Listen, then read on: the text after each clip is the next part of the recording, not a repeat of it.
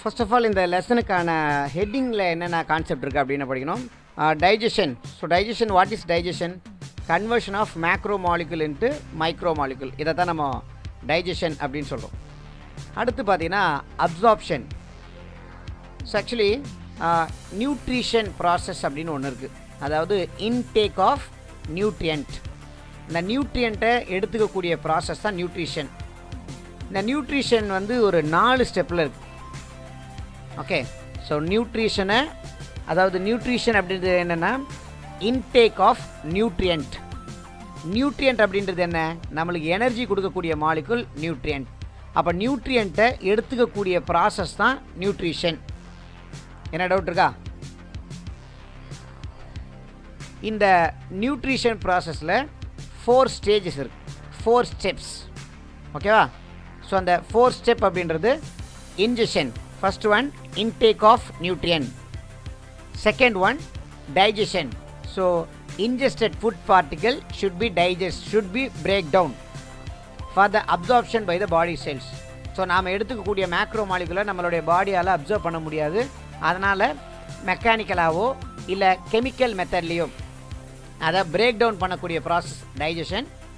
Digestion பண்ண food absorption. Digested micromolecules are uptaken by our body cells. அது பேர் absorption. Small இன்டெஸ்டைனில் நடக்கக்கூடிய process absorption. அடுத்தது கடைசி ஸ்டெப்பு அசிமிலேஷன்.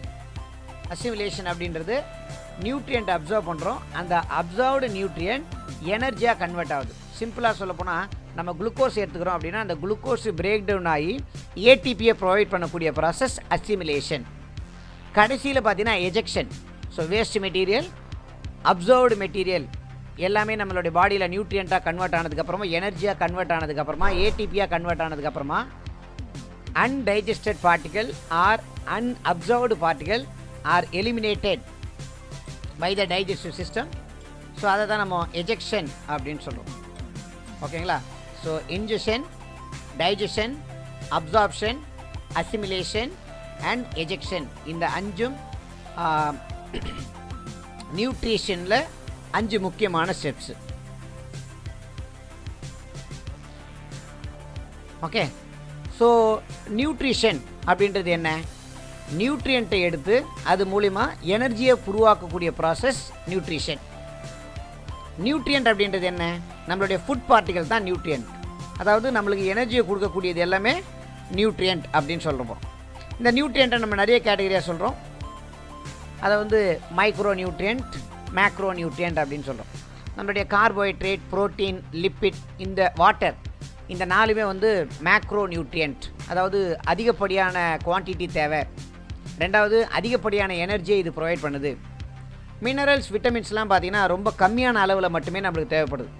ஸோ அந்த மினரல்ஸ் அண்ட் விட்டமின்ஸை நம்ம மைக்ரோ நியூட்ரியன்ட் அப்படின்னு சொல்கிறோம். ஓகேவா? ஸோ இந்த எல்லா நியூட்ரியண்ட்டும் நம்மளுக்கு ஃபுட்டு மூலிமா தான் கிடைக்கும். ஸோ ஃபுட்டை தான் நம்ம என்ன சொல்கிறோம்? நியூட்ரியன்ட் அப்படின்னு சொல்கிறோம். அப்போது இன்டேக் ஆஃப் ஃபுட்டு தான் நியூட்ரிஷன்.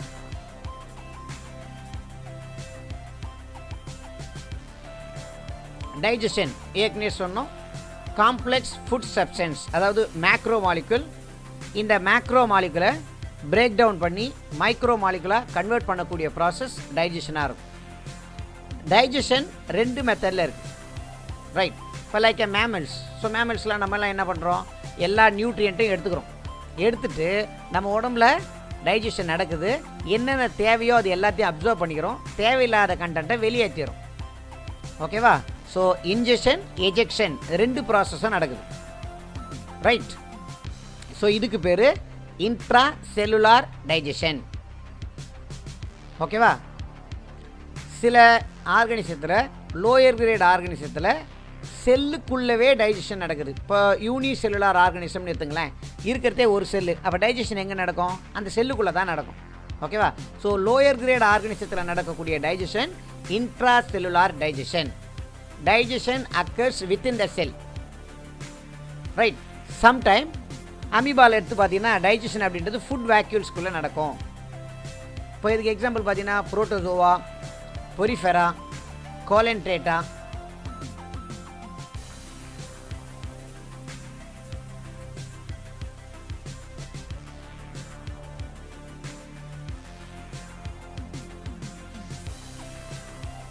ரைட்.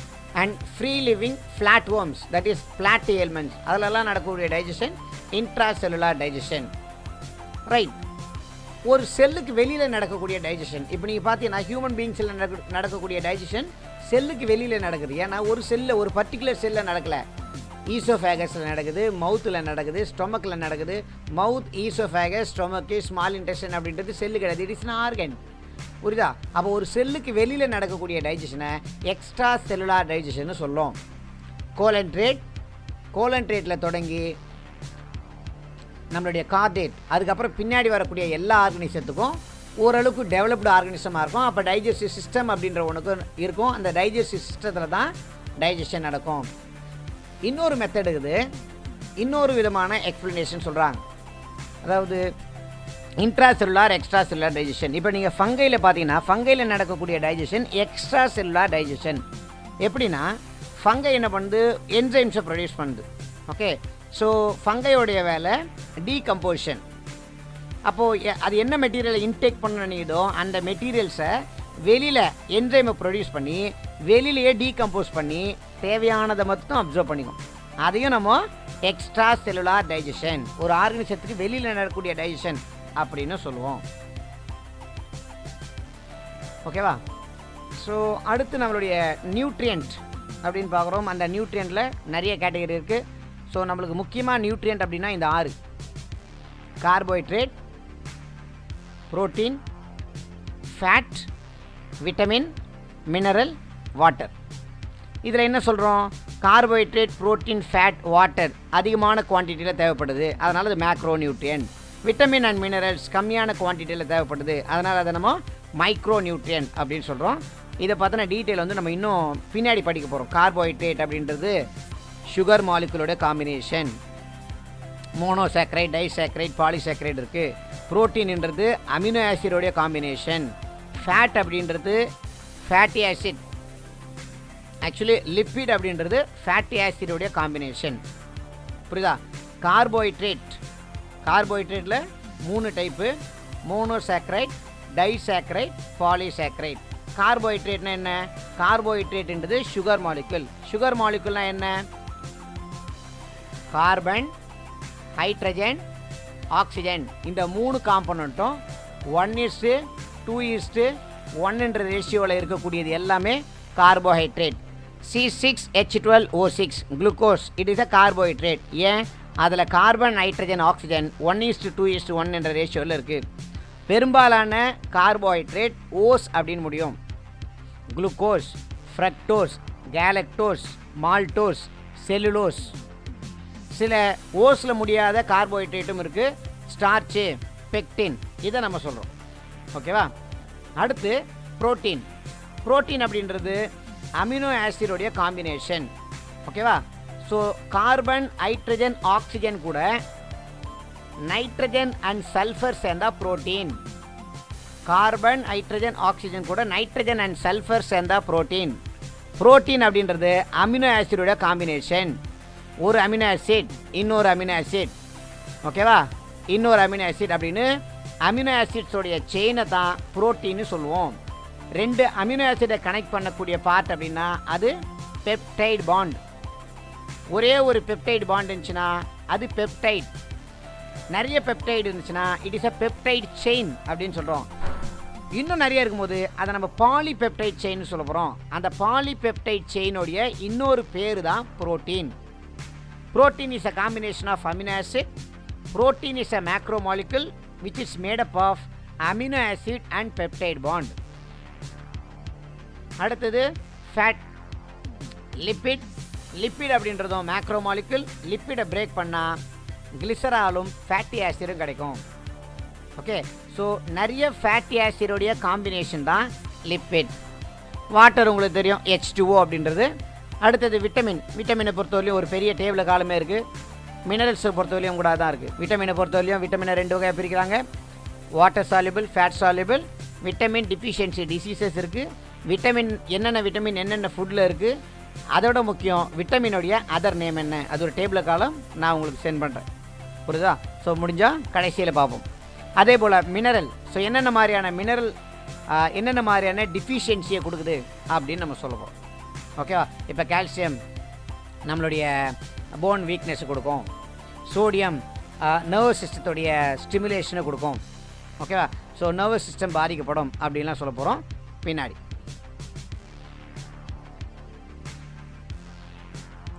ஸ்டூடெண்ட்ஸ் ஏதாவது புரியுதா? Yes sir. ஃபாலோ பண்ணுறீங்களா? Yes sir. Okay okay right. So ஒரு டைஜஸ்டிவ் சிஸ்டம் அப்படின்னா என்ன? முதல்ல டைஜஸ்டிவ் சிஸ்டம் அப்படின்றது சிஸ்டம் இஸ் அ காம்பினேஷன் அப்படின்னு நம்ம சொல்கிறோம்ல. சிஸ்டம்னா அதில் நிறைய சேர்ந்துருக்கும். டைஜஸ்டிவ் சிஸ்டமில் 2 காம்போனன்ட் தான் சேர்ந்துருக்குது. ஒன்று பார்த்தீங்கன்னா டைஜஸ்டிவ் ட்ராக், அதாவது மவுத்தில் ஆரம்பித்த ஒரு பைப்பு ஸ்ட்ரெயிட்டாக ஈசோஃபேகஸாக ஸ்டொமக்கு போய் ஸ்டொமக்லேருந்து அப்படியே ஸ்மால் இன்டெஸ்டைன் போய் ஸ்மால் இன்டெஸ்டைனில் லார்ஜ் இன்டெஸ்டைன் வந்து லார்ஜ் இன்டெஸ்டைன்லேருந்து வெளியில் போகுது. ஸோ மவுத்துலேருந்து ஆனஸ் வரையும் இருக்கக்கூடிய ஒரு பெரிய பைப்பை தான் டைஜஸ்டிவ் ட்ராக்னு சொல்கிறோம். ஓகே, அந்த டைஜஸ்டிவ் ட்ராக் கூட இந்த ஃபுட்டு மவுத்துலேருந்து ஆனஸ் வரையும் போனால் மட்டும் டைஜஷன் நடக்குமானா நடக்காது. அப்போது டைஜஷனை ஃபெசிலிட்டேட் பண்ண, டைஜஷனை சப்போர்ட் பண்ண சலைவரி கிளாண்ட், ஸ்டொமக்கில் இருக்கக்கூடிய கேஸ்ட்ரிக் கிளாண்ட், லிவர், பேங்க்ரியாஸ் ஒரு கிளாண்ட், ஸ்மால் இன்டெஸ்டைனில் இருக்கக்கூடிய இன்டெஸ்டினல் கிளாண்ட், இவங்கெல்லாம் சேர்ந்தால் தான் டைஜஷன் ப்ராப்பராக நடக்கும். அப்போது டைஜஸ்டிவ் ட்ராக்கு ப்ளஸ் அங்கே இருக்கக்கூடிய அசோசியேட்டட் கிளாண்ட், டைஜஸ்டிவ் சிஸ்டமில் சம்மந்தப்பட்ட கிளாண்டும் சேர்ந்தது தான் டைஜஸ்டிவ் சிஸ்டம். ட்ராக் அப்படின்றது என்ன? ட்ராக் அப்படின்றது ஃபுட்டு போகிற பாத்வே. எங்கே ஆரம்பிக்குது? மவுத்தில் ஆரம்பித்து oral cavity, pharynx, oesophagus, stomach, small intestine, அதுலேயும் பார்த்தீங்கன்னா டியோடினம், ஜெஜுனம், இலியம், அடுத்து பார்த்தீங்கன்னா சீக்கம், அடுத்து ascending colon, transverse colon, descending colon, sigmoid colon, rectum, anus அப்படின்னு போகக்கூடியது ஃபுட்டு போகிற பாத்வே, அது ட்ராக்கு. ஓகேவா? மீதி இருக்கக்கூடியது கிளாண்ட். ஸோ ஒன்றுடைய ரோல் என்ன அப்படின்றத நம்ம டீட்டெயிலாக படிக்க போகிறோம். அதுக்கு முன்னாடி ஜஸ்ட் ஒரு ட்ரெய்லர். மவுத்து பாருங்கள். மவுத்தில் மெக்கானிக்கல் டைஜஷன் நடக்குது. நம்மளுடைய ஃபுட் பார்ட்டிகல்ஸை பிரேக் பண்ணி கிரைண்டிங் பண்ணுறோம். அந்த கிரைண்டிங் மூலிமா மேக்ரோ மாலிகுலை மைக்ரோ மாலிகுலை கன்வெர்ட் பண்ணுறோம். அடுத்தது சலைவரி கிளாண்ட். ஸோ நம்மளுடைய மவுத்தில் 3 pairs ஆஃப் சலைவரி கிளாண்ட் இருக்குது. அந்த 3 pairs of salivary gland parotid, submandibular, sublingual. ஓகேவா? அடுத்து ஸோ இந்த 3 கிளாண்டும் சலைவாவை செக்ரேட் பண்ணுது. சலைவாவில் நிறைய இருக்குது. சலைவரி அமிலேஸ் இருக்குது, மியூசின் இருக்குது, பின்னாடி அதை பற்றி சொல்கிறேன். அடுத்தது ஃபேரிங்ஸ். ஃபேரிங்ஸ் அப்படின்றது ரெஸ்பிரேட்டரி ட்ராக்குக்கும் டைஜஸ்டிவ் ட்ராக்குக்கும் காமனான ஒரு பாத்வே. இங்கே ஃபுட்டும் ட்ராவல் ஆகுது, ஏரும் ட்ராவல் ஆகுது. ஃபேரிங்ஸு ஸ்வாலோயிங் ப்ராசஸ்க்கு சப்போர்ட் பண்ணுது. இந்த ஃபேரிங்ஸை தாண்டி போனால் எபிக்ளாட்டிஸ், அதோடைய ரோல் ஒன்றும் இல்லை. ஸ்வாலோ பண்ணும்போது ரெஸ்பிரேட்டரி ட்ராக்கை க்ளோஸ் பண்ணி டைஜஸ்டிவ் ட்ராக்கை ஓப்பன் பண்ணி ஃபுட்டு கரெக்டாக டைஜஸ்டிவ் ட்ராக்கில் தான் விடுறதுக்கு எபிக்ளாட்டிஸ் பயன்படுது. ஸ்வாலோயிங் ப்ராசஸ் அப்போ ரெஸ்பிரேட்டரி ட்ராக்கை க்ளோஸ் பண்ணக்கூடியது எபிக்ளாட்டிஸ். ஆக்சுவலி கிளாட்டிஸ் அதுன்றது ட்ரக்கியாவோடைய ஃபஸ்ட்டு பார்ட். அதை க்ளோஸ் பண்ணுறதுனால, அதுக்கு மேலே இருக்கிறதுனால இதை நம்ம எபிக்ளாட்டிஸ்னு சொல்கிறோம். அடுத்த ஃபுட் பைப் அப்படின்னு சொல்லக்கூடிய ஈசோஃபேகஸ்க்கு ட்ராவல் ஆகுது. ஈசோஃபேகஸில் தான் பெரிஸ்டாலிக் வேவ்ஸ் மூலிமா ஃபுட்டை வந்து ரிதமிக் கன்ட்ராக்ஷன் அண்ட் ரிலாக்ஸேஷன் நடக்குது. அதனால் ஃபுட்டு சாஃப்டான ஃபுட்டாக மாறுது. மாறினதுக்கு அப்புறமா ஸ்டொமக்கு போகுது. ஸ்டொமக்கில் HCl செக்ரீட் ஆகுது, பெப்சின் செக்ரீட் ஆகுது, ரெனின் செக்ரீட் ஆகுது. இதெல்லாம் ஃபுட்டு மேலே ஆக்ட் ஆகி ஃபுட்டில் ப்ரோட்டீன் டைஜஷன் ஸ்டார்ட் பண்ணுறதுக்கு ஹெல்ப்ஃபுல்லாக இருக்குது. டைஜஸ்டட் ஃபுட்டு ஸ்டொமக்லேருந்து ஸ்மால் இன்டெஸ்டைன் வருது. ஸ்மால் இன்டெஸ்டைனில் வரும்போது லிவர்லேருந்து செக்ரீட் ஆகக்கூடிய பைல் ஜூஸும் பேங்க்ரியாஸ்லேருந்து செக்ரீட் ஆகக்கூடிய பேங்க்ரியாட்டிக் ஜூஸும் ஸ்மால் இன்டெஸ்டைனில் சேர்ந்து டைஜஷனை கம்ப்ளீட் பண்ணுது. அந்த டைஜஸ்டட் ஃபுட் பார்ட்டிக்கல் ஸ்மால் இன்டெஸ்டைனில் இருக்கக்கூடிய மைக்ரோ வில்லைஸ் மூலிமா அப்சர்வ் ஆகுது. ஓகேவா? அடுத்தது அன்டைஜஸ்டட் பார்ட்டிக்கலை டிரான்ஸ்போர்ட் பண்ணுறதுக்கு தான் லார்ஜ் இன்டெஸ்டைன் இருக்குது.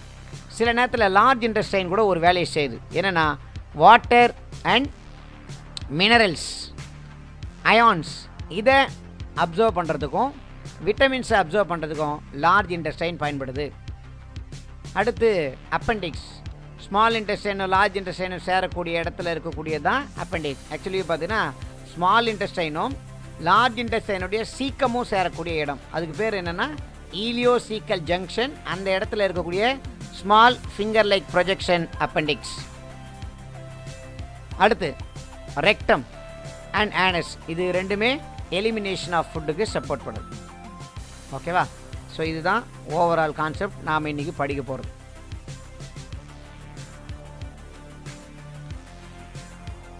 ஓகே, ஸோ இது வந்து ஒரு டைஜஸ்டிவ் சிஸ்டம். பார்ப்போம். First one alimentary canal. So alimentary canal அல்லது மவுத், இதை நம்ம பக்கல் கேவிட்டி அப்படின்னு சொல்கிறோம். இந்த மவுத்தில் சலைவரி கிளாண்டு, டங்கு, டீத்து எல்லா காம்பனண்ட்டும் சேர்ந்தது. ஓகேவா? ஸோ அலிமெண்ட்ரி கெனால் அப்படின்றது பார்த்திங்கன்னா ஒரு பெரிய பைப், டைஜஸ்டிவ் ட்ராக்கை தான் நம்ம அலிமெண்ட்ரி கெனால் அப்படின்னு சொல்கிறோம். ஸோ மவுத்துலேருந்து ஆனஸ் வரையும் போகக்கூடிய அந்த பெரிய பைப்பு தான் அலிமெண்ட்ரி கெனால். ரைட். ஸோ இதில் முக்கியமான பார்ட் என்னென்ன இருக்குது? இந்த அலிமெண்ட்ரி கெனாலில் என்னெல்லாம் இருக்குது?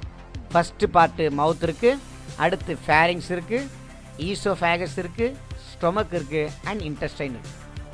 இது எல்லாம் சேர்ந்தது தான் அலிமெண்ட்ரி கெனால். அலிமெண்ட்ரி கெனாலுடைய இன்னொரு பேர் டைஜஸ்டிவ் ட்ராக், அதை கேஸ்ட்ரோ இன்டெஸ்டினல் ட்ராக் அப்படின்னு சொல்லலாம்.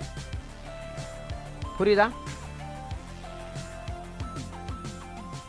Yes sir. ஓகே, அடுத்து பாருங்கள் நம்மளுடைய மவுத். ஸோ மவுத் அப்படின்றது ஃபுட்டு என்டர் ஆகக்கூடிய ஃபஸ்ட் ரீஜன் மவுத். இதை நம்ம ஓரல் கேவிட்டி அல்லது பக்கல் கேவிட்டி அப்படின்னு சொல்கிறோம்.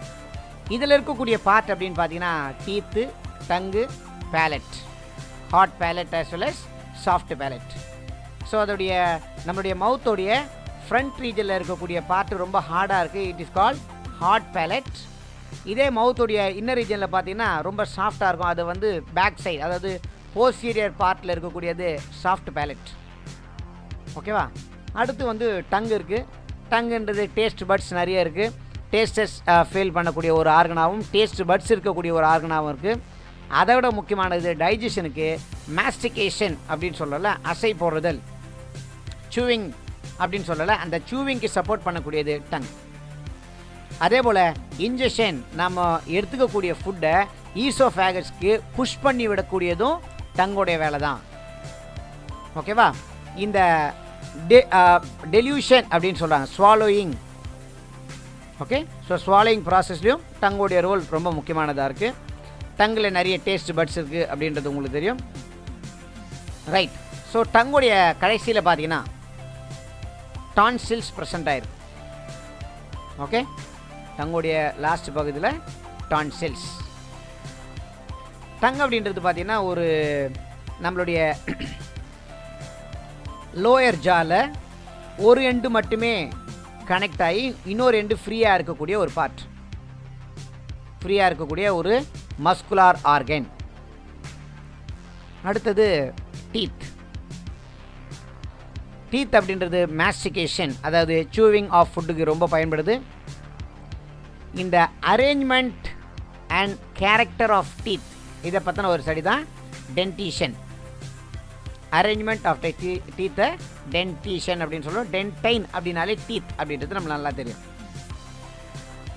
நம்மளுடைய டீத்தோடைய நேச்சர் என்ன அப்படின்னா, ஃபஸ்ட்டு ஒன்று பார்த்தீங்கன்னா நம்மளுக்கு இருக்கக்கூடிய 32 டீத்தும் 4 டைப்ஸ் ஆஃப் டீத்தாக இருக்குது. 4 டிஃப்ரெண்ட் டைப்ஸ் ஆஃப் டீத். அதில் ஃபஸ்ட்டில் இருக்கக்கூடியது இன்சிசார், ஹோல்டிங் த ஃபுட். அடுத்தது canine, tearing of the food. ஓகேவா? அடுத்து இருக்கக்கூடியது ப்ரீமோலார் அண்ட் மோலார். இதுதான் சூவிங்க்கு ஆக்சுவலியாக பயன்படக்கூடியது, மோலார் அண்ட் ப்ரீமோலார். இதில் ப்ரீமோலார் அப்படின்றது மில்க் டீத்தில் இல்லை, அது ரொம்ப முக்கியமானது. குழந்தைங்களுக்கு இல்லாத டீத் அப்படின்னா ப்ரீமோலார் டீத். ஸோ இந்த டென்டல் ஃபார்மில் வரும்போது அதை நம்ம பார்த்தோம். இதில் ப்ரீமோலார் அண்ட் மோலாரை சீக் டீத் அப்படின்னு சொல்கிறோம்.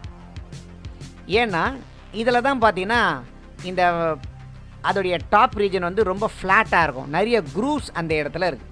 ஸோ அதனால் ஃபுட்டு ஸ்டோர் ஆகிறதுக்கான வாய்ப்பு இந்த மோலார்ஸ் அண்ட் ப்ரீ மோலார்ஸில் இருக்குது. ஸோ ஃபுட்டு ஸ்டோர் ஆகிறதுக்கான வாய்ப்பு அதிகமாக இருக்கிறதுனால அது வந்து டென்டல் கேரிஸ் ஏற்படுறதுக்கான பாசிபிலிட்டிஸும் அதிகமாக இருக்குது. இன்ஃபெக்ஷன் இந்த மோலார் அண்ட் ப்ரீ மோலார் ரீஜனில் தான் ஏற்படும். இந்த மோலார் டீத்தை தான் விஸ்டம் டீத் அப்படின்னு சொல்லுவோம், ஏன்னா இது குறிப்பிட்ட காலத்துக்கு அப்புறம் டெவலப் ஆகிறதுனால. ஹெட்ரோடென்ட் அப்படின்னா என்ன அர்த்தம்? we have 4 different types of teeth. அந்த டிஃப்ரெண்ட் டீத் தான் ஹெட்ரோடென்ட். அடுத்தது நம்மளுடைய டீத்தை தீகோடென்ட் அப்படின்னு சொல்லுவோம். ஏன்னா டீத் அப்படின்றது it is placed in A socket. Socket அப்படின்றது ஒரு பேக். ஓகே, அதுக்குன்னு ஒரு பவுச் இருக்குது, அந்த பவுச்சில் தான் அது லொக்கேட் ஆகிருக்கும். அந்த பவுச்சில் அந்த டீத் லொக்கேட் ஆகிருக்கிறதுனால இதை நம்ம தீகோடென்ட் அப்படின்னு சொல்கிறோம். ஃபஸ்ட்டு ஹெட்ரோடென்ட்டு, இப்போது தீகோடென்ட். தேர்ட் ஒன் பார்த்தீங்கன்னா டைஃபிடென்ட். நம்மளுடைய எல்லா டீத்தும் ஒரு வாட்டி ஃபஸ்ட்டு இருக்கக்கூடிய டீத் எல்லாமே விழுந்துட்டு மறுபடியும் நம்மளுக்கு இன்னொரு வாட்டி டீத் டெவலப் ஆகுது. ஸோ 2 வாட்டி டெவலப் ஆகிறதுனால டீத் அப்பியர் ட்வைஸ் இன் எ லைஃப் டைம், அதனால் அதுக்கு பேர் டைஃபிடென்ட் அப்படின்னு பேர். இதில் சைல்ட்ஹுட் பீரியடில் டெவலப் ஆகுதில்ல அந்த 20 டீத் 2102, ஓகே, அதுக்கு நம்ம மில்க் டீத் அப்படின்னு டெவலப் ஆகும் வைக்கிறோம் பேர். ஸோ இந்த மில்க் டீத் 6 to 7 இயர்ஸில் கொஞ்சம் கொஞ்சமாக என்ன ஆகுது, replaced by the permanent teeth. So milk டீத்தோடைய நம்பர் 20, பெர்மனன்ட் டீத்தோடைய நம்பர் 32. ஒரு வாட்டி ஒரு கொஸ்டின் கேட்டிருந்தாங்க, ஒரு வாட்டி மட்டுமே வளரக்கூடிய டீத் எது? Option milk teeth only, permanent teeth only, milk teeth or permanent teeth, milk teeth and permanent teeth. என்ன ஆன்சராக இருக்கும்? The teeth will appear only once in a lifetime.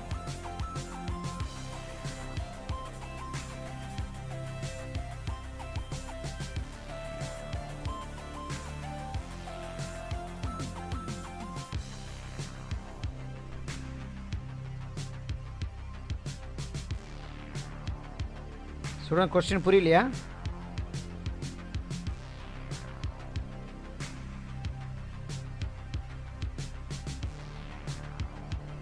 Permanent teeth. Very good. Permanent teeth. Permanent teeth மட்டும்தான் வாழ்க்கையில் ஒரே ஒரு வாட்டி மட்டுமே develop ஆகக்கூடிய டீத். ஓகேவா? இவ்வளோ தான். இதை நீங்கள் கொஞ்சம் யோசித்து சொன்னீங்கன்னா போதுமானது. ஓகேவா? ஆமாம். அடுத்தது, the last 4 molar appear only at the age of 18. இந்த மோலார் டீத் அப்படின்னு சொன்னோம் இல்லையா, அந்த மோலார் டீத் அப்படின்றது 18 வயசுக்கு மேலே தான் உருவாகுது. அதனால் அதை நம்ம விஸ்டம் டீத் அப்படின்னு சொல்லியிருப்போம். இந்த டென்டல் ஃபார்முலா 2123/2, 2123/2123 into 2 இதுதான் அடல்ட்டுக்கான டென்டல் ஃபார்முலா. சைல்டு மில்க் டீத்துக்கான டென்டல் ஃபார்முலா 2102/2102 into 2. அடல்ட் டீத்துக்கும் மில்க் டீத்துக்கும் உள்ள டிஃப்ரென்ஸ் 2 டிஃப்ரென்ஸ் இருக்குது. சொல்லுங்கள் பார்க்கலாம். Any 2 difference apart from the numbers. Sir அங்கே 32 இருக்கும், இங்கே 20 இருக்கும், அதை தாண்டி வேறு ஏதாவது டிஃப்ரென்ஸ் இருக்கா? Premolar is absent in milk teeth, it is present in permanent teeth. அப்புறம்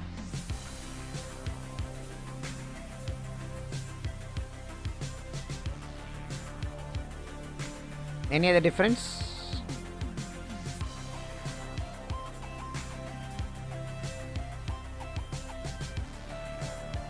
மோலார்ஸோட நம்பர் பாருங்கள். மோலார்ஸோட நம்பர் 3, இங்கே 2.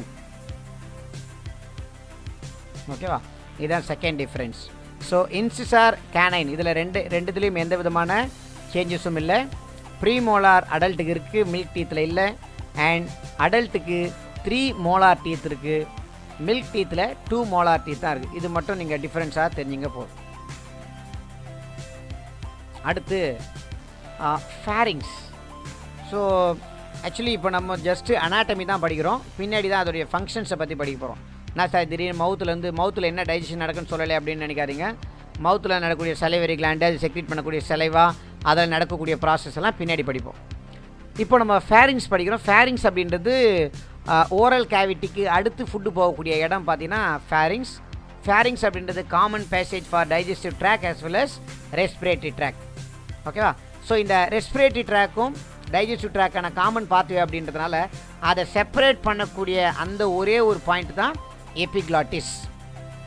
இந்த எபிக்ளாட்டிஸ் அப்படின்றது at the time of swallowing it will close the trachea. விண்டு பைப்பை க்ளோஸ் பண்ணுது.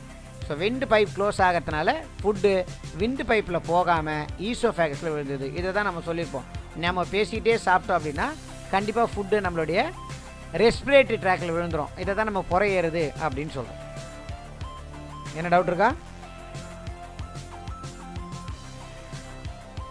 No, sir. நெக்ஸ்ட் எபிக்ளாட்டிஸ் பாருங்கள். Epiglottis அப்படின்றது லாரிங்ஸ்க்கு மேலே இருக்கக்கூடிய ஒரு leaf shape flop, leaf shaped door. ஓகேவா? இதோடைய ஃபங்க்ஷன் ஸ்வாலோயிங் பீரியடில் ரெஸ்பிரேட்டரி ட்ராக்கை க்ளோஸ் பண்ணுறது. இவ்வளோ தான். ஓகேவா?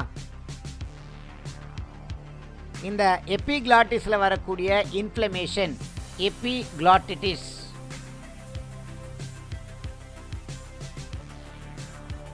அடுத்து ஈசோஃபேகஸ், ஃபுட் பைப் அப்படின்னு சொல்லக்கூடிய ஈசோஃபேகஸ் 30 சென்டிமீட்டர் லாங்.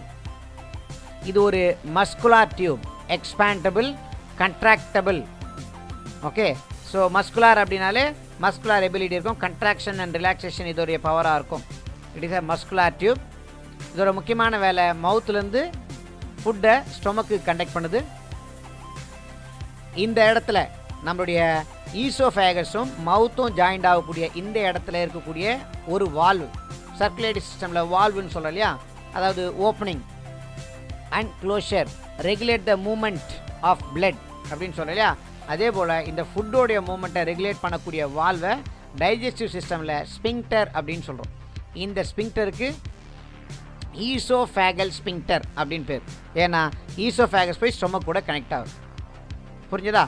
ஸோ இந்த ஸ்பிங்டர் ஓப்பன் ஆகிறதுனால ஃபுட்டு ஈசோஃபேகஸ்லேருந்து ஸ்டொமக்குள்ளே என்ட்ராகுது. அடுத்தது ஸ்டொமக்.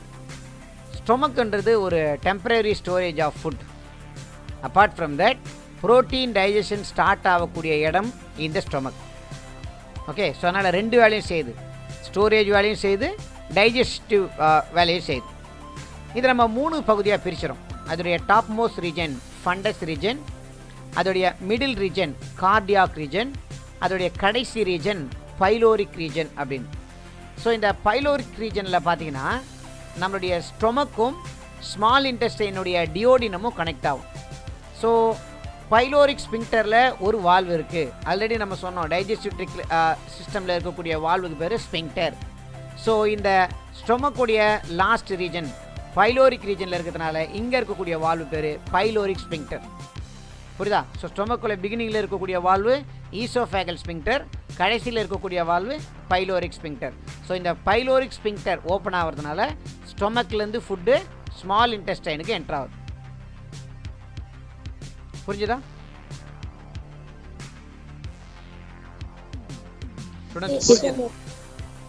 Okay, right. ஸோ அதோடைய இன்னர் வால் ஆஃப் ஸ்டொமக் அப்படின்னு சொல்லலை, நம்மளுடைய ஸ்டொமக்கில் நிறைய ஃபோல்டிங் ஆஃப் மசில்ஸ் இருக்குது. இந்த ஃபோல்டிங் ஆஃப் மசில்ஸ்க்கு ருகே அப்படின்னு பேர், ருகே. ஆக்சுவலி இதில் பார்த்தீங்கன்னா நிறைய கிளாண்ட் இருக்குது. இந்த கிளாண்டு கான்செப்ட்லாம் பின்னாடி பார்க்கலாம், என்னென்ன மாதிரியான கிளாண்ட் இருக்குது, என்னென்ன மாதிரியான என்சைம்ஸை ப்ரொடியூஸ் பண்ணுது அப்படின்ட்டு.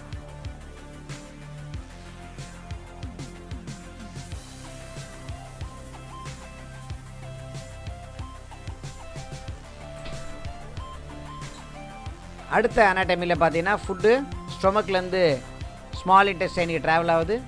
ஸ்மால் இன்டெஸ்டைன் அப்படின்றது 3 முக்கியமான பார்ட் வச்சுருக்கு. ஃபஸ்ட்டு ஷார்ட்டஸ்ட் பார்ட்டான டியோடினம், லாஸ்ட்டு லாங்கஸ்ட் பார்ட்டான இலியம், ரெண்டுத்தையும் கனெக்ட் பண்ணக்கூடிய ஜெஜினம். ஓகேவா? ரைட்.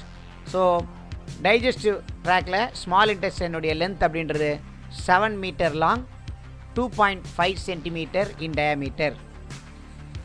நம்மளுடைய டைஜஸ்டிவ் ட்ராக்கில் ரொம்ப பெரிய பார்ட் அப்படின்னு பார்த்தா ஸ்மால் இன்டெஸ்டைன். இதில் 3 பார்ட்டு. ஃபஸ்ட்டு பார்ட்டு சி ஷேப்பில் இருக்கக்கூடிய டியோடினம், அந்த சி ஷேப்புக்குள்ளே தான் பேங்க்ரியாஸ் லொக்கேட் ஆகிருக்கும். ரெண்டாவது ஜெஜுனம், கடைசியில் இலியம். இந்த இலியம் தான் லார்ஜ் இன்டெஸ்டைனுடைய சீக்கம் கூட கனெக்ட் ஆகக்கூடிய பார்ட். ஓகேவா? அடுத்து இந்த வில்லையில் இருக்கக்கூடிய ஒரு முக்கியமான பார்ட்டு பார்த்தீங்கன்னா, வில்லையில் டைஜஷன் ஆல்மோஸ்ட் கம்ப்ளீட் ஆகிடுது. ஸோ கம்ப்ளீட் டைஜஷன் நடந்ததுனால இந்த டைஜஸ்டட் ஃபுட் பார்ட்டிகல்ஸை அப்சர்வ் பண்ணக்கூடிய வில்லை ஸ்மால் இன்டெஸ்டைனில் தான் இருக்குது. ஸோ வில்லைன்றது ஃபிங்கர் லைக் ப்ரொஜெக்ஷன். ஓகே, டயக்ராமில் பார்க்குறீங்களா? இந்த ஃபிங்கர் லைக் ப்ரொஜெக்ஷன் இது என்ன பண்ணுது? டைஜஸ்டட் ஃபுட் பார்ட்டிகல்ஸை அப்சர்வ் பண்ணுது. ஆக்சுவலி இந்த வில்லைக்கு கீழே தான் பார்த்தீங்கன்னா ஹெப்பாட்டிக் போர்ட்டல் வெயின் கனெக்ட் ஆகிருக்கும். இந்த வில்லை என்ன பண்ணுன்னா எல்லா நியூட்ரிஷனும் அப்சர்வ் பண்ணி ஹெப்பாட்டிக் போர்ட்டல் வெயின்னு கொடுக்கும். ஹெப்பாட்டிக் போர்ட்டல் வெயின் அதை லிவருக்கு கொடுக்கும். ஓகேவா? ஸோ லிவர்லேருந்து பிளட்டு ஹார்ட்டுக்கு போகும். இதை தான் நம்ம ஹெப்பாட்டிக் போர்ட்டல் சர்க்குலேஷன் அப்படின்னு சொல்லுவோம். ஞாபகம் இருக்குதா? அது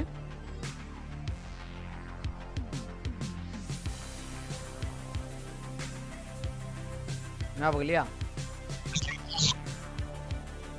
சரி, அடுத்து பாருங்கள். ஒரு வில்லையிலையும் வில்லையோட சைஸ் ரொம்ப சின்னது அப்படின்றதுனால இது நம்ம மைக்ரோ வில்லை அப்படின்னு சொல்லலாம்.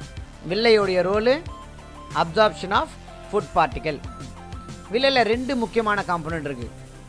வில்லையில் இந்த மைக்ரோ வில்லையை சரவுண்ட் பண்ணி கேப்பிலரிஸும் இருக்குது. அதாவது பிளட் வெசலுடைய smallest blood vessel which connect venules and arterioles, அந்த கேப்பிலரிஸும் இருக்குது. இன்னொன்று லிம்ஃபேட்டிக் வெசலில் இருக்கக்கூடிய லிம்ஃப் வெசலும் இருக்குது. ஏன்னா இந்த ஃபேட்டு மட்டும் பார்த்தீங்கன்னா டைரெக்டாக லிம்ஃபில் தான் கனெக்ட் ஆகும். லிம்ஃபில் அப்சர்வ் ஆகி அதுக்கப்புறம் பிளட்டுக்கு போவோம். மற்ற காம்போனண்ட்லாம் டைரெக்டாக பிளட்டுக்கு என்ட்ரு ஆகிடும். ஓகேவா? ஸோ அந்த டைஜஷன் அப்சர்வ்டு பார்ட்டிகல்ஸை ரிசீவ் பண்ணக்கூடிய பிளட்டும் லிம்ஃபும் அங்கே இருக்குது. அடுத்து லார்ஜ் இன்டெஸ்டைன். இந்த large intestine 1.5 metre long. So இதில் சீக்கம், கோலன், ரெக்டம் அப்படின்ற பார்ட் இருக்குது. சீக்கம்ன்றது அதோடைய இனிஷியல் பார்ட். ஹெர்பிவோரஸில் இது ரொம்ப நல்லா டெவலப் ஆகிருக்கும். இங்கே தான் பார்த்தீங்கன்னா நிறைய கமென்சால்ஸ் நார்மல் ஃப்ளோராக இருக்கிறதுக்கான வாய்ப்பு அதிகபட்சமாக இருக்குது. நம்ம உடம்புல நிறைய மைக்ரோ ஆர்கனிசம் இந்த சீக்கம் ரீஜனில் தான் இருக்குது. அதனால தான் பார்த்தீங்கன்னா அந்த இடத்துலேருந்து டெவலப் ஆகக்கூடிய அப்பெண்டிக்ஸில் இன்ஃபெக்ஷன் அதிகமாக வர்றதுக்கான வாய்ப்பும் இருக்குது. ஓகேவா? ஸோ இந்த சீக்கத்துலேருந்து ஸ்மால் இன்டெஸ்டைன் கனெக்ட் ஆகக்கூடிய டைரெக்ஷனுக்கு ஆப்போசிட் டைரெக்ஷனில் டெவலப் ஆகக்கூடியது தான் அப்பெண்டிக்ஸ். ஸோ அப்பெண்டிக்ஸை பொறுத்தவரைக்கும் இது ஒரு வெஸ்டிஜியல் ஆர்கன். எவல்யூஷனில் படிக்கிறோம். அதாவது இன்றைக்கி நம்மளுக்கு அப்பெண்டிக்ஸோட ரோலு பயன் இல்லை. ஒரு காலத்தில் அப்பெண்டிக்ஸ் ரொம்ப யூஸ்ஃபுல்லாக இருந்துச்சு டைஜஷன் பர்பஸ்க்கு. ஓகேவா? ரைட். அதே போல் ஹெர்பிவோரஸ்க்கும் அப்பெண்டிக்ஸ் ரொம்ப யூஸ்ஃபுல்லாக தான் இருக்குது. ஏன்னா அது டைரெக்டாக பிளான்ட்டை சாப்பிடும் போது அந்த பிளான்ட் உடைய உங்களுக்கு தெரியும் பிளான்ட்டுடைய cell wall made up of cellulose, right? அப்போ அந்த செல்வாலை பிரேக் பண்ணக்கூடிய பாக்டீரியாஸ் இங்கே இருக்கும். பட் நம்மளுக்கு அது தேவையில்லாது. ஏன்னா நம்ம நேரடியாக இலை தழையெல்லாம் நம்ம சாப்பிட போகிறதில்ல அப்படின்றதுனால. அடுத்து கோலனை பார்த்தீங்கன்னா 4 பார்ட்டாக பிரிச்சிடலாம். மேலே போகக்கூடிய ascending colon, transverse colon, descending colon, கடைசியில் இருக்கக்கூடிய சிக்மாய்டு கோலன். ஆக்சுவலி அது பெல்விக் ரீஜனில் இருக்கிறதுனால அதை நம்ம பெல்விக் கோலன் அப்படின்னு சொல்லலாம், இல்லைனா சிக்மாய்டு கோலன். அதோடைய ஷேப் எஸ் போல் இருக்கிறதுனால அதை சிக்மாய்டு கோலன் அப்படின்னு சொல்லுவாங்க. இந்த பெல்விக் கோலன்லேருந்து அடுத்த பார்ட்டு தான் ரெக்டம். ரெக்டத்துடைய ஓப்பனிங் தான் ஆனஸ். இந்த ரெக்டம் அப்படின்றது stomach, temporary storage of food. அதே போல் நம்மளுடைய வேஸ்ட் மெட்டீரியல் அப்படின்னு சொல்லக்கூடிய ஃபீஸஸை டெம்பரரியாக ஸ்டோர் பண்ணக்கூடியது ரெக்டம்.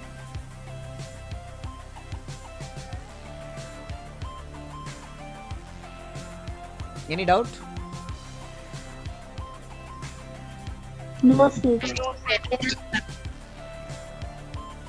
ஓகே.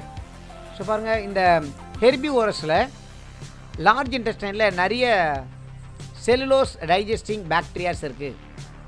இந்த செல்லுலோஸ் டைஜஸ்டிங் பாக்டீரியானா அது டைரெக்டாக பிளான்ட் ஈட்டிங் அனிமல் அப்படின்றதுனால அதை பிரேக் பண்ணக்கூடிய பாக்டீரியாஸ் அங்கே நிறைய இருக்குது. ஆனஸ். ஸோ ஆனஸில் இருக்கக்கூடிய அந்த ஓப்பனிங் அது பேர் ஸ்பிங்டர்னி அப்படின்னு சொல்லுவாங்க. ஸோ ஆனஸோடைய ஓப்பனிங் அப்படின்றது ஒரு வாலண்ட்ரி ஆக்ஷன். அதை கண்ட்ரோல் பண்ணக்கூடிய மசில்ஸ் பேர் சர்க்குலர் வாலண்ட்ரி மசில் அல்லது ஸ்பிங்டர்னி.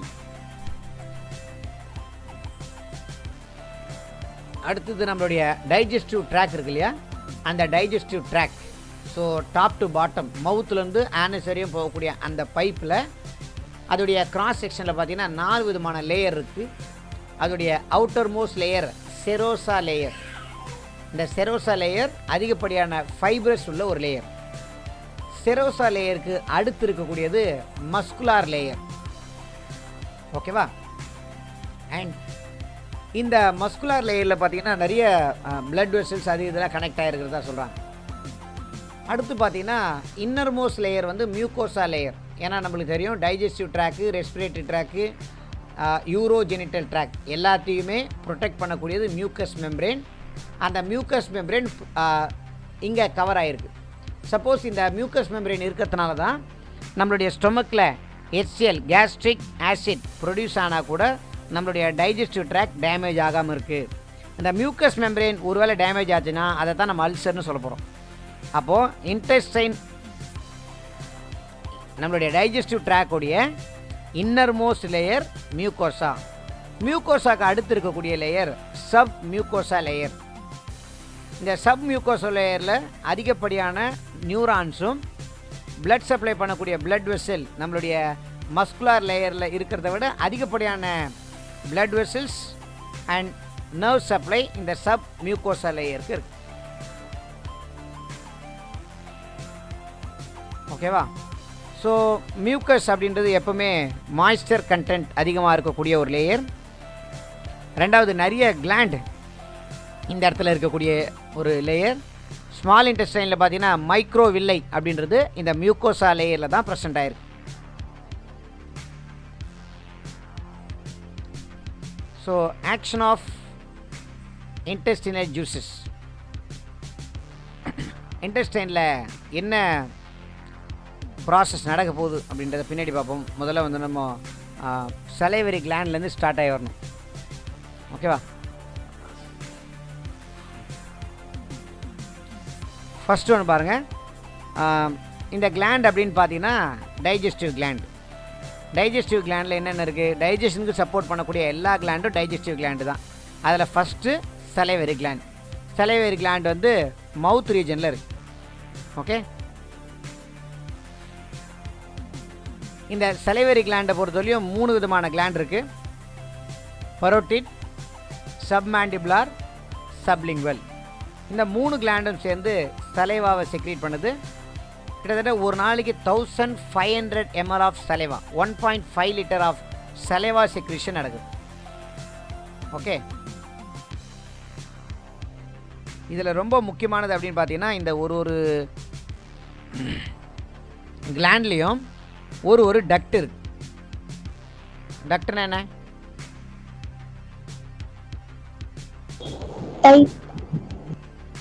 இந்த சலைவரி கிளாண்டு எக்ஸோக்ரைன் கிளாண்டா எண்டோக்ரைன் கிளாண்டா?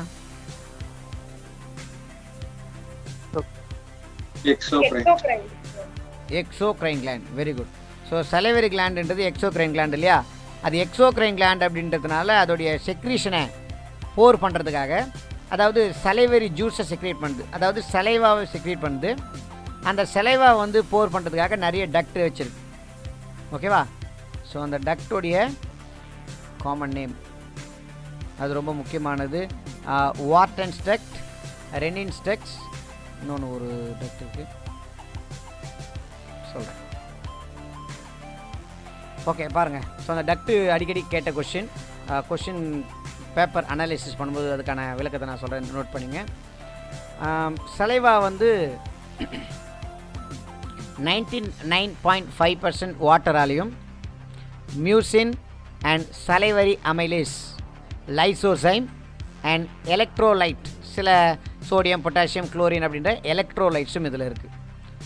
ஓகே, ஸோ இந்த சலைவரி கிளாண்டில் வரக்கூடிய இன்ஃப்ளமேஷன், சில நேரத்தில் சலைவரி கிளாண்டு இன்ஃபெக்ட் ஆகி சலைவரி கிளாண்ட் வீங்கி போயிடலாம். முக்கியமாக பார்த்தீங்கன்னா பரோட்டிட் கிளாண்ட். இந்த சலைவரி கிளாண்ட் வீங்கி போகிறது தான் மம்ஸ். மம்ஸ் அப்படின்றது ஒரு பாக்ஸ் இன்ஃபெக்ஷன், பொண்ணுக்கு வீங்கி அப்படின்னு சொல்லக்கூடிய ஒரு அம்மை நோய். சலைவாவில் 3 முக்கியமான காம்பனண்ட் இருக்குது. ஒன்று சலைவரி அமைலேஸ், ரெண்டாவது மியூசின், மூணாவது லைசோசைம். என்ன வேலை? சலைவரி அமைலேஸ் அப்படின்றது கார்போஹைட்ரேட் மேலே ஆக்ட் ஆகுது, அதாவது பாலிசாக்ரைட் மேலே ஆக்ட் ஆகி அந்த பாலிசாக்ரைடை டைசாக்ரைடாக கன்வெர்ட் பண்ணுது. அதாவது ஸ்டார்ச் மேலே ஆக்ட் ஆகி ஸ்டார்ச்சை மால்டோஸாக கன்வெர்ட் பண்ணுறது இந்த டயலினோட வேலை. ரெண்டாவது மியூசின். ஸோ மியூசின் ஆக்சுவலி பார்த்தீங்கன்னா ஃபுட்டை வந்து லியூப்ரிகேட்டட் ஃபார்முக்கு ட்ரான்ஸ்ஃபர் பண்ணுது. ஸோ ஆக்சுவலி ஃபுட்டு வந்து பார்த்திங்கன்னா நம்மளுடைய ஸ்வாலோயிங் ப்ராசஸ் இருந்தாலும் சரி, இல்லை ஸ்டொமக்லேருந்து நடக்கக்கூடிய மூவ்மெண்ட்டாக இருந்தாலும் சரி, எங்கேயுமே நிற்காம ஃப்ரீ ஃப்ளோ ஆஃப் ஃபுட்டு நடக்கணும். அதுக்காக தான் இந்த மியூசின் இருக்குது. மியூசினோட வேலை லியூப்ரிகேஷன் ஆஃப் ஃபுட் அப்படின்னு சொல்லுவாங்க. மூணாவது லைசோசைம்ன்றது ஒரு ஆன்டி பாக்டீரியல் என்சைம். ஸோ பாக்டீரியாவை டெஸ்ட்ராய் பண்ண வேண்டியது இதோட வேலை. ஓகேவா? நம்மளுடைய மவுத்துலேருந்து ஃபுட்டு இறங்கி கீழே போகுது. மவுத்துலேருந்து என்ட்ரு ஆகக்கூடிய ஃபுட்டை போலஸ் அப்படின்னு சொல்லுவோம். After chewing, after the action of mucin, amylase, lysozyme. So மவுத்தில் கார்போஹைட்ரேட்டோடைய டைஜஷன் ஸ்டார்ட் ஆகிடுச்சு because of the salivary amylase. ஏன் சலைவரி அமைலேஸ்னு மென்ஷன் பண்ணுறோம்? ஏன்னா அமைலேஸ் 2 இடத்துல உற்பத்தி ஆகுது. ஒன்று பார்த்தீங்கன்னா நம்மளுடைய பேங்க்ரியாஸில் ஒரு இடத்துல உற்பத்தி ஆகுது, இன்னொரு இடத்துல மவுத்தில் உற்பத்தி ஆகுது. ஸோ 2 இடத்துல அமைலேஸ் உற்பத்தி ஆகிறதுனால சலைவால் உற்பத்தி ஆகக்கூடிய சலைவரி அமைலேஸ், பேங்க்ரியாஸில் பேங்க்ரியாட்டிக் அமைலேஸ் அப்படின்னு சொல்லுவோம். இந்த சலைவரி அமைலேஸோடைய இன்னொரு பேர் தான் டயலின். ஓகேவா? அடுத்தது கேஸ்ட்ரிக் கிளாண்ட். ஸ்டொமக்கில் இருக்கக்கூடிய கிளாண்டு தான் கேஸ்ட்ரிக் கிளாண்ட். இங்கே 3 வகையான செல் இருக்குது. மியூக்கஸ் செல், சீஃப் செல், ஆக்சென்டிக் செல். ஓகேவா? இந்த சீஃப் செல் என்ன சொல்லுவோம்? ஜைமோஜன் அல்லது பெப்டிக் செல். ஆக்சென்டிக் செல்லை பெரைட்டல் செல் அப்படின்னு சொல்லுவோம். இந்த பெரைட்டல் செல்லு தான் HCl-ஐ செக்ரீட் பண்ணுது. pH, இதோடைய கேஸ்ட்ரிக் pH வந்து ரொம்ப கம்மி. ஸ்டொமக்கில் இருக்கக்கூடிய pH ரொம்ப கம்மி. இது கூட பார்த்திங்கன்னா இம்யூன் சிஸ்டத்தில் நம்ம படிப்போம். இம்யூன் சிஸ்டத்தில் இன்ஃப்ளமேட்ரி பேரியர், நம்மளுடைய அனாட்டமிக்கல் பேரியரில் டைஜஸ்டிவ் ட்ராக்கில் இருக்கக்கூடிய லோ pH நிறைய மைக்ரோ ஆர்கனிசத்தை டெஸ்ட்ராய் பண்ணுது அப்படின்ட்டு. ஓகேவா? ஸோ அந்த HCl-ஐ செக்ரீட் பண்ணக்கூடிய செல் ஆக்சென்டிக் செல் அல்லது பெரைட்டல் செல். HCl-ஓட வேலை என்ன? நம்மளுடைய சீஃப் செல் அப்படின்னு சொல்கிறோம் இல்லையா, அந்த சீஃப் செல் 2 என்சைமை உற்பத்தி பண்ணுது. ஒன்று பெப்சின், இன்னொன்று ரெனின். பெப்சின் ப்ளஸ் ரெனின் உற்பத்தி பண்ணுது. இந்த பெப்சின் புரோட்டீனை டைஜஸ்ட் பண்ணுது. பெரிய புரோட்டீனை உடைச்சி பெப்டோன்ஸாகவும் பெப்டைட்ஸாகவும் மாற்றுது. Large proteins are broke down into smaller peptone. திடீர்னு ஒரு பெரிய கல் இருக்குது, அந்த கல்லை உடைச்சிங்கன்னா சின்ன சின்ன ஜல்லிலாம் வராது. பெரிய கல்லை உடைக்கும் போது சின்ன கல்லாகவும், அதுக்கப்புறம் இன்னும் ஃபர்தராக உடைச்சிங்கன்னா தான் நம்மளுக்கு எக்ஸாக்ட் ஷேப்பில் இன்னும் சின்ன சின்ன ஷேப்பில் வர்றதுக்கான வாய்ப்பு இருக்குது. ஓகேவா? ஸோ அந்த மாதிரி ஸ்டெப் பை ஸ்டெப் ப்ராசஸ் நடக்குது. அப்போ ஒரு பெரிய ப்ரோட்டீனை ஸ்மாலர் ப்ரோட்டீனாக கன்வெர்ட் பண்ணுறது பெப்சினோட வேலை. இந்த பெப்சின் அப்படின்றது ஒரு என்சைம். இது எப்படி இருக்கும்னா பெப்சினோஜன் அப்படின்ற ஃபார்மில் இருக்குது. பெப்சினோஜன் அப்படின்றது இன்ஆக்டிவ் என்சைம். அந்த பெப்சினோஜனை பெப்சினாக கன்வெர்ட் பண்ணுறது தான் பெப்சினா. இன்ஆக்டிவ் ஃபார்மில் இருக்கக்கூடிய பெப்சினா மாற்றுறதுக்கு தான் HCl வேணும். ஓகேவா? ரெண்டாவது ரெனின் அப்படின்றது இந்த மில்க் புரோட்டீன் மேலே ஆக்ட் ஆகக்கூடிய ஒரு என்சைம். கேசினோஜன் அப்படின்னு சொல்லுவாங்க. இந்த கேசினோஜனை கேசினாக கன்வெர்ட் பண்ணுறதுக்கு ரெனின் வேணும். மூணாவது செல் என்ன? மியூக்கஸ் நெக் செல். இது மியூக்கஸை செக்ரேட் பண்ணுறது. மியூக்கஸ்ன்றது டைஜஸ்டிவ் ட்ராக்குடைய ப்ரொடெக்டிவ் லேயராக இருக்குது. ஓகே ஸ்டூடெண்ட், என்ன டவுட் இருக்கா?